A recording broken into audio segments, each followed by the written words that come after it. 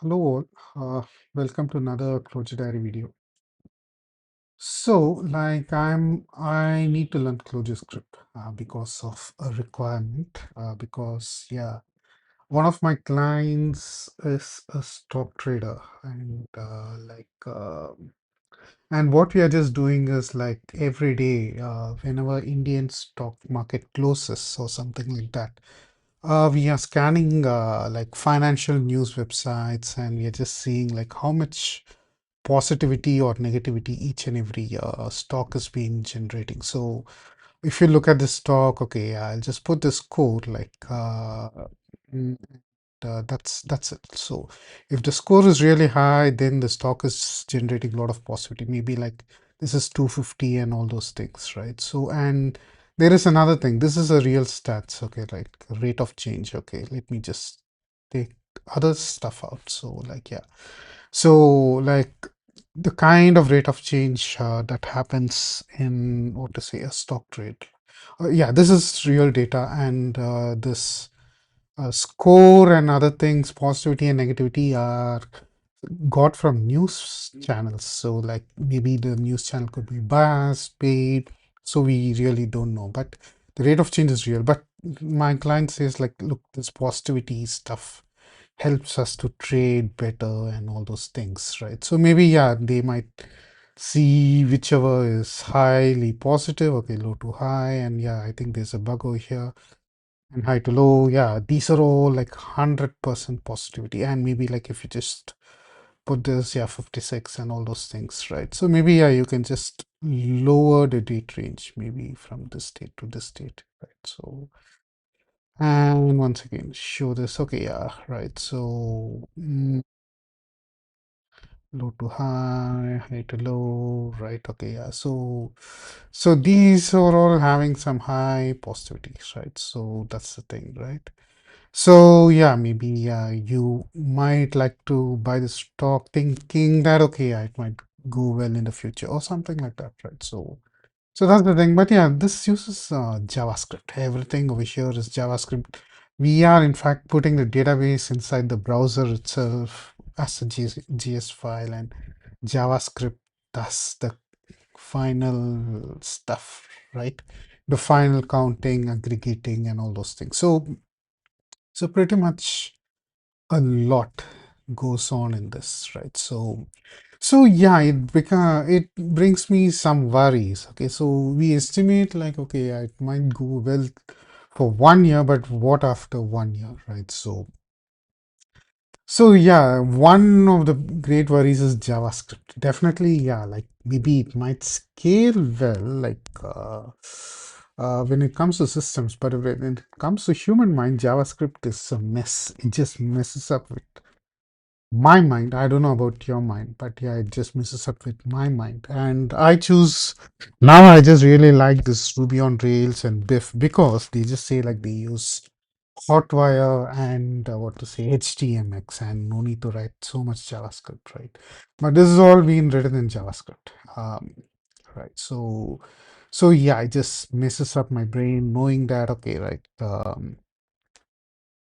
There is so much JavaScript in it. Okay, so yeah, of course. One thing what I can just do is like I can put this as a database driven app so that like I can use HTMX or Hotwire or something like that. Okay, right. But the thing is, yeah, I need a lot of infrastructure, and if a lot of people hit it, I think it's what to say, like it's going to tax us a lot of server money or something like that. Yeah, so that's the thing. So I started reading ClojureScript. So I started reading it from here, learnclojurescript.com, and uh, yeah, the first few chapters were blah blah blah and all those things, and I think I started uh, yeah, like bootstrapping ClojureScript project, I think so, this one.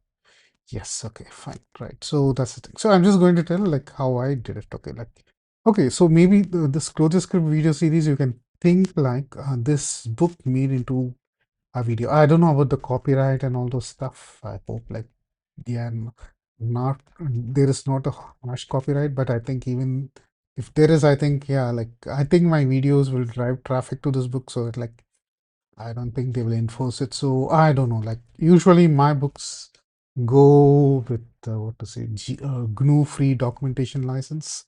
It's GFDL, right? So yeah, right. So yeah, like yeah, I don't know why.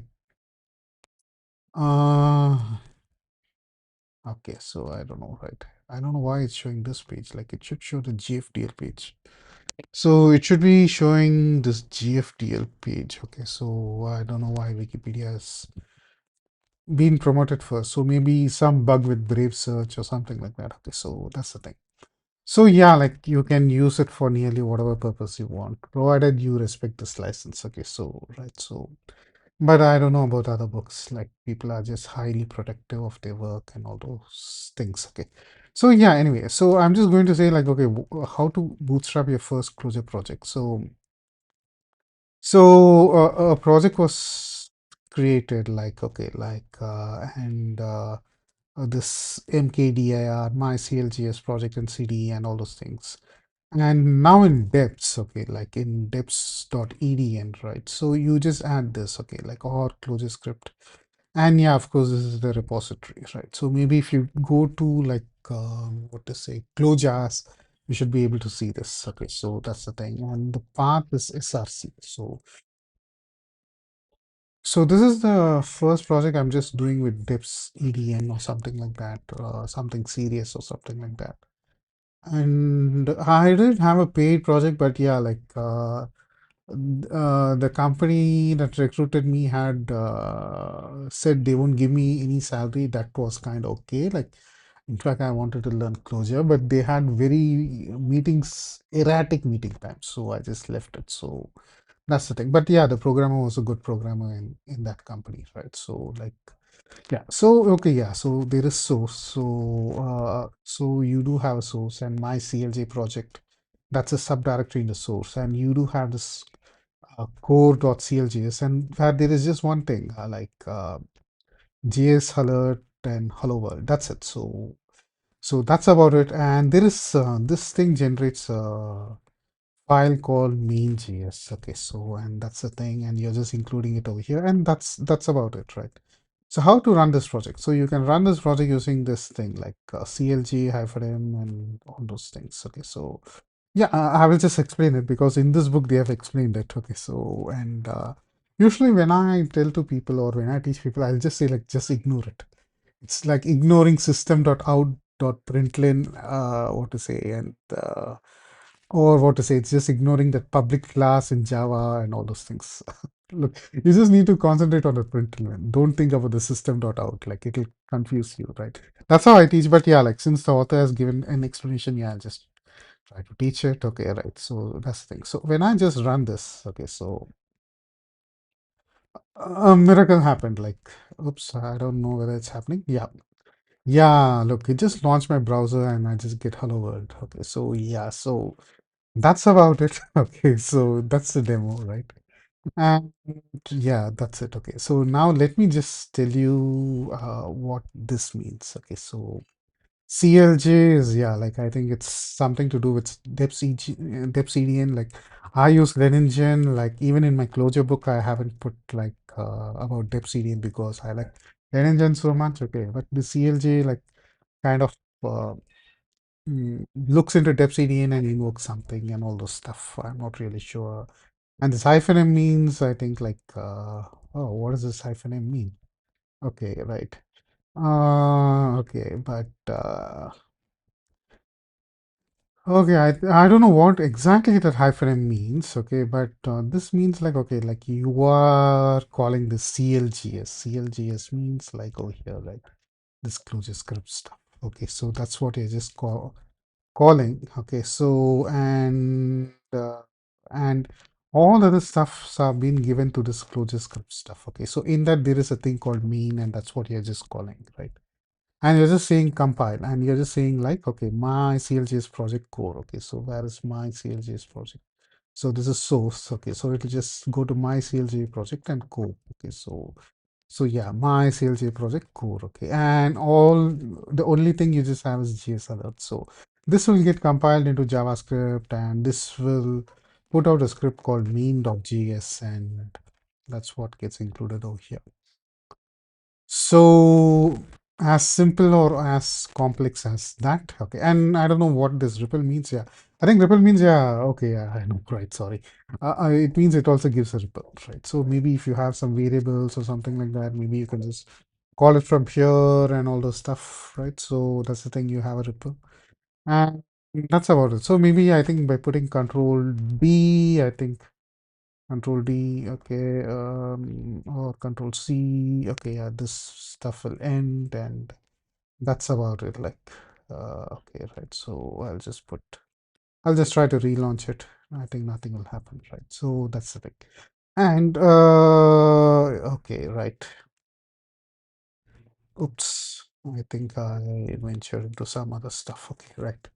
So now let's look at the next branch. Okay, so adding aliases. Okay, so maybe if I come to the diff over here, right? So adding aliases, like over here, readme. So the way you run is different. CLJ hyphen M and then dev. So like let me open the readme. So that's how it is. Okay, and how it has been achieved is okay, right? So like let me go to the get diff, and in depths EDN you just add this block. Okay, so yeah, let me just explain it, right? So now let's go to the depths EDN, you add this block. Okay, so and I think this means only for the development. Okay, so maybe for production it's not there. I'm not sure about dep CDN, and I'm not sure about what all these stuff means. So maybe I think I need to do a video like what each and every stuff in project.clg or dep CDN mean and all those things. Okay,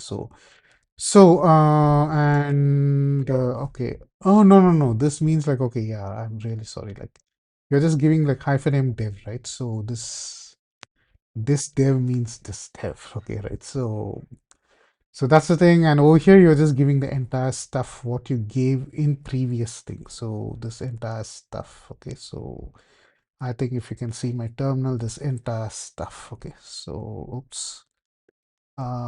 This entire stuff over here, right? So that's the thing. Okay, so hyphen M, CLJS mean, and then compile. And I don't know why you're just giving it like individual strings. Okay, right? And rather than just one string. Okay, and yeah, but these are all actually arguments, like each and every arguments. Okay, so maybe yeah, that might be the reason. And yeah, so and then my CLGS project core and then Ripple, right? So everything, right? So maybe I think you can have something like production or something like that where it might omit the Ripple or something. I'm not sure, right? So yeah, so maybe prod that doesn't have the Ripple or something. So to run this, so all you just need to do is okay, like let me come to README. I'm not so good at remembering stuff. I have better to call. I like to copy paste and all those things. Okay, so I just do this, and it does the same stuff as this one. So hopefully, my browser should launch, and we were getting hello world. So that's about it. Okay, so as and when I just read, I will make videos so that I will understand better. Maybe this book will get traction, and maybe who people who are not into ClojureScript will what to say start, and who don't like to read will start doing ClojureScript. And yeah, I almost forgot. Like and in the future projects, like he just says, like okay, to start a new Clojure project, he is telling to add this kind of alias in of okay, like if you have Clojure installed, you will have in your home directory .clojure folder, and it'll have a thing called depcdn. So he's telling to add alias like this, so that what to say, like instead of calling something like scene code field CLJ new, which means that okay, like you are, and of course, like if you're this book author, yeah, look, the highlighting isn't good. Like it's kind of black on dark blue, so it's tough to read. Okay, so yeah, rather than calling this, you can just call it like I don't know, like by putting CLJX new, right? So that's the thing, right? So you can just add it to your dep cdn in your home directory, and there is a directory called Clojure, and in that there is a thing called dep cdn. And I don't know whether I did it or now just I did it long time ago or now it just comes by default. I think I did it long time ago, right? So and then I just didn't read ClojureScript. Okay, so and that's the thing. Okay, so yeah, maybe yeah, I'll just try doing this because my application, I really don't know, like there is a lot of JavaScript over here, right? So Control U and okay, how to view source? Okay, fine. View source, view page source, and where is the JavaScript file? Okay, I don't know where is the JavaScript file. JS. Chat.js. Okay. No, God. I really don't know where the JavaScript file is. Okay, so I think it's app.js. Yeah, I think it'll be over here, right? So app.js, right?